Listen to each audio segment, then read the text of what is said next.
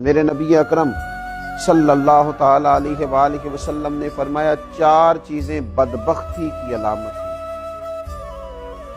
ایک تو فرمایا کہ آنکھوں کا خشک ہو جانا، کبھی بھی اللہ کے خوف سے ان میں آنسوؤں کا نہ آنا بدبختی کی علامت ہے۔ دوسرا، رسول اللہ صلی اللہ تعالی علیہ وسلم نے فرمایا دل کا سخت ہو جانا یہ بدبختی کی علامت ہے، کہ تیرے دل میں کسی کے لیے درد نہ ہو، تیرا دل کسی کے لیے نرم نہ ہو، تیری طبیعت میں کبھی کسی بندے کے لیے ہمدردی پیدا نہ ہو، یہ بدبختی کی علامت ہے۔ اور تیسرے نمبر پر نبی پاک صلی اللہ تعالی علیہ وسلم نے فرمایا دنیا کی ہرس میں لگ جانا، لالچ پیدا کر لینا، ہوس پیدا کر لینا، میں کیسے کو زیادہ سے زیادہ مال اکٹھا کر سکتا ہوں، یہ بدبختی کی علامت ہے۔ کہ دیکھیے یہ کس طرح کے روحانی امراض ہیں جو بندوں کو جکڑ لیتے ہیں اور ان کی روحانی زندگی کو برباد کرتے ہیں۔